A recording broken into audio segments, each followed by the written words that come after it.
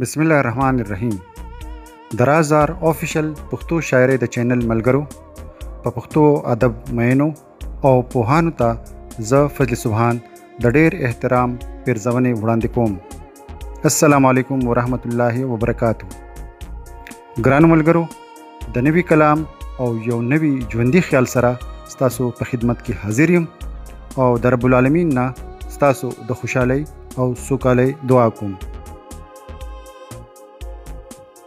بدلون ښه دی، بدلون ډیر ضروری دی. د انسان ژوند د ارتقا نه عبارت دی. رښتیا خبره ده، د تازه هوا چپې د روح ارتعاش سیوا کوي. نوی دور ته غاړه ورکول اکثر ډیر ضروری شي، خو داسې هم نه ده چې د جدت په جنون کې جانان او ایمان هم په داو ولګي. په دې اړه کې یو درې شعرونه تاسو ته ډالۍ کوم. که جانان دی نو جانان دی، که جانان دی نو جانان دی، که هجران دی بس هجران دی. که نړۍ د زل پسیر شي، که نړۍ د زل پسیر شي، که باران دی که طوفان دی. او ستا د دور تقاضی دي، ستا د دور تقاضی دي. زمون هغه زوړ ایمان دی، زمون هغه زوړ ایمان دی. ګرانو ملګرو، دا یو غزل ستاسو سره شریکوم چې لږ صوفیانه رنګ لري.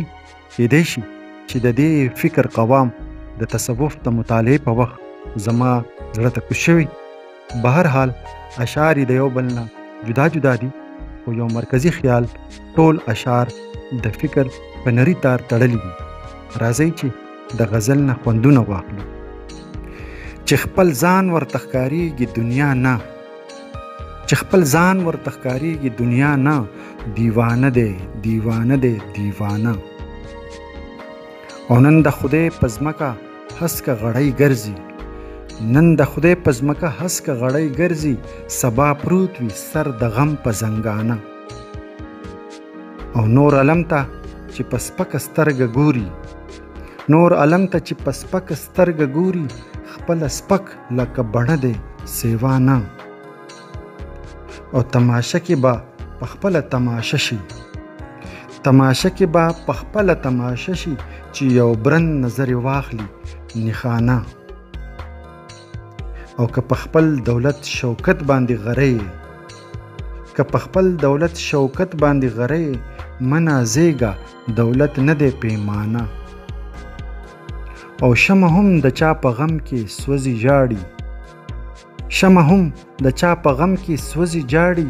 خو دنیا یې رڼا ویني جړا نه. او ستا د زړه او شونډو منځ کې فاصلې دي، ستا د زړه او شونډو منځ کې فاصلې دي. خو حجاب د شمع نه کړي پروانه. او پټ په زړه کې که زما په غم خفه شي، پټ په زړه کې که زما په غم خفه شي. دا د ما سره جفا ده وفا نه. او ای فضله ګیله مه کوه د مستو، ای فضله ګیله مه کوه د مستو. خپل زړګی به دې خفه کړې د چا نه. او چې خپل ځان ورته ښکارېږي دنیا نه. دیوانه دی دیوانه دی دیوانه. ګرانو ملګرو، دا کلام او مختصر تمهیدي خبرې تاسو واورېدې. که تاسو د دې کلام په هکله ما د خپل رای نه په کمنټس کې خبر کړئ، نو د مخکې سفر دپاره به ما ته لار اسانه شي. د پښتو ادب او شعري ذوق د ځلا دپاره دا چینل سبسکرایب کړئ. بریالي اوسئ.